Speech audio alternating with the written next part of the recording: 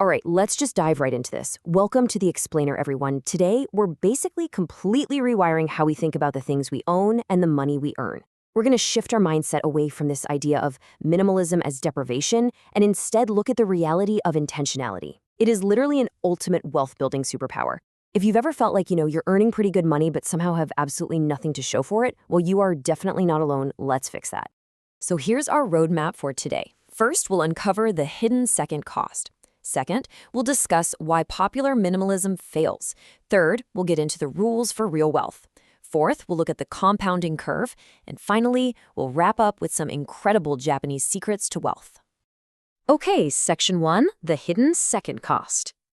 To kick things off, we really need a paradigm shift. I want you to think about this concept. Everything you own costs money twice. The purchase price you see on the receipt, that's just the entry fee. The actual financial drain, the one that's secretly keeping most of us from building real wealth, is the massive, ongoing, completely invisible cost of ownership that hides right beneath the surface. What's genuinely fascinating here is the sheer scale of these hidden costs. First off, space. You know that neglected exercise bike that's essentially functioning as a very expensive clothes hanger? Well, at $30 to $50 a square foot in urban rent, it's eating up around $600 a year literally just to sit there. Then there's maintenance, which is typically about 10% of an item's value annually. Next is mental energy. Research actually shows that visual clutter literally spikes your cortisol levels, so our stuff is quite literally stressing us out. And finally, there's the opportunity cost. The thousands of dollars spent on items just gathering dust, that is money directly stolen from your future compounding wealth. Moving on to Section 2, why popular minimalism fails. Now, if all of that makes you want to just throw everything you own away in a massive weekend purge, hold on a second. There is a huge difference between fake minimalism and real minimalism. Fake minimalism, the stuff pushed on social media, is super rigid. It's driven almost entirely by aesthetics, and it demands extreme deprivation. Real minimalism, on the other hand, is all about building financial margin. It's functional, it's deeply rooted in intentionality, and its entire purpose is to create vast optionality in our lives. So many of us get trapped by these completely arbitrary rules. Take the classic, rigid 6-month rule. If you haven't used it in 6 months, get rid of it. I mean, come on, this completely ignores seasonal reality. It leads straight to what we call the rebuying problem. We end up donating a perfectly good winter coat in August during some manic decluttering frenzy, only to realize we have to go out and rebuy the exact same thing in November. These rules just weren't designed for our actual messy lives, which is exactly why they end up costing us money instead of saving it. Which brings us to Section 3. Rules for real wealth. So what actually works? Well, it's all about introducing a little bit of cognitive friction, like the 30-day pause. Here's how it works.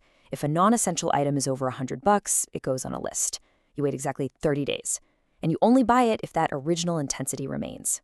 Take Tamara, for example. She's a marketing director who tracked this exact habit. She listed $3,200 worth of absolute must-haves. But after 30 days, that manufactured, marketing-driven urgency totally faded, and she only ended up buying $640 worth of stuff. She kept over $2,500 just by letting the dopamine hit wear off. And this brilliant little tactic perfectly illustrates the cost per use rule. The math here just slices right through the marketing hype. Let's say you buy an aspirational $1,400 espresso machine for the fantasy barista version of yourself. You use it for 6 months and then abandon it. That breaks down to $26 a cup. That is financial insanity. What? A high-quality, $180 knife that you use daily, that drops to 50 cents a use in the first year alone. Calculating cost per use forces us to actually buy for the real us, not the fantasy us. Okay, let's talk about the most absolutely crucial moment in our financial lives, the moment our income goes up.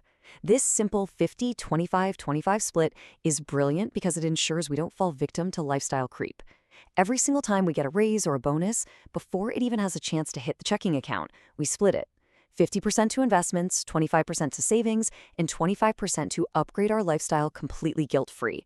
We still get to celebrate and enjoy our success, but we are automatically building immense wealth in the background. All right, Section 4, the compounding curves. Let's look at the staggering real-world math of these habits when you stick to them over time. $100,000. Now, this isn't some distant retirement goal. This is the exact portfolio built by a 24-year-old profiled in our sources. And get this, they didn't do it with a 6-figure salary or some massive trust fund. They did it entirely through extreme intentionality, keeping their rent low, avoiding debt like the plague, and applying strict, frugal habits day in and day out. It's really mind-blowing to see how this actually unfolds. We always hear the classic advice, pack a lunch to save money. But guys, it's not just about saving a few bucks today. If we invest the $12 we save daily at an 8% return over 40 years, it isn't just lunch money anymore. It compounds into $142,000 of future wealth. Every single small habit is literally compounding into a fortune. And then there's the ultimate wealth killer, the car payment.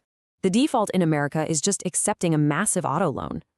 It's averaging $767 a month right now, and that's on an asset that plummets in value the literal second you drive it off the lot. Contrast that with buying a reliable used car in cash. You have zero monthly payments. Zero. When we avoid that $700 monthly trap and invest it instead, we accelerate our wealth-building timeline by leaps and bounds. Remember, we are buying freedom here, not just a car. Finally, Section 5, Japanese Secrets to Wealth. To really elevate this explainer, let's step away from the American obsession with optimizing consumption and look at some century-old Japanese financial philosophies. First up is Kakeibo. Invented over a century ago, this is basically a handwritten household ledger. See, automated budgeting apps let our brains fall asleep while the algorithm does all the work. Kakeibo forces our brains to wake up. The actual physical friction of writing a purchase down by hand forces us to process our spending rationally. We literally feel the weight of our decisions. The true beauty of Kakeibo is just how simple it is. It uses 4 brilliant buckets: needs, wants, unexpected expenses, and culture. I absolutely love that culture category. It honors valuable life experiences, things like education, books, and meaningful trips, and gives them their very own space. That way we never let random impulsive wants masquerade as basic needs ever again. Next, we have motenai. This is a concept that doesn't really have a direct English translation. It's the deep feeling of regret or almost shame that arises when something useful is wasted or undervalued. Think about how starkly this deep respect for resources contrasts with our modern consumer economy, which is quite literally engineered to encourage constant mindless disposal and replacement. Motenai teaches us to repair, to reuse, and to deeply respect what we already have. And the data on this is honestly eye-opening. Americans waste 30% of their food. Let that sink in. That is over $2,000 a year per household just thrown directly into the garbage. Embracing the feeling of motenai effortlessly plugs this massive financial leak. When we respect our resources, we stop buying in bulk only to let it rot in the fridge, and we keep thousands of dollars right in our pockets. Finally, we have hara hachibu.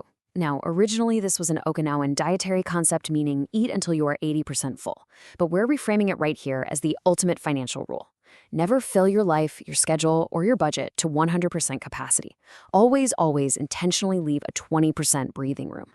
Notice how this 20% margin dramatically contrasts with the, frankly, dismal 4% average U.S. savings rate. Living at 80% capacity isn't about deprivation, it is entirely about resilience. Intentionally leaving that margin is exactly where our true optionality lives. It's the cushion that lets us quit a toxic job or handle a sudden emergency without going into crippling debt. Let's pull all of this together now.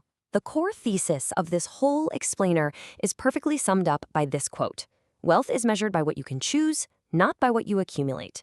None of these rules or habits we've talked about today are about self-deprivation, not at all. They are entirely about buying back our ultimate freedom, our peace of mind, and our options. So, I want to leave you with this final, provocative challenge. Really think about it. Are you comfortable with your possessions owning you? I want us all to deeply rethink the invisible cost of every single unused item currently sitting in our homes. Let's take back our margin, let's embrace true intentionality, and let's build the wealth we actually deserve. Thank you so much for joining me on this explainer, and I will catch you on the next one.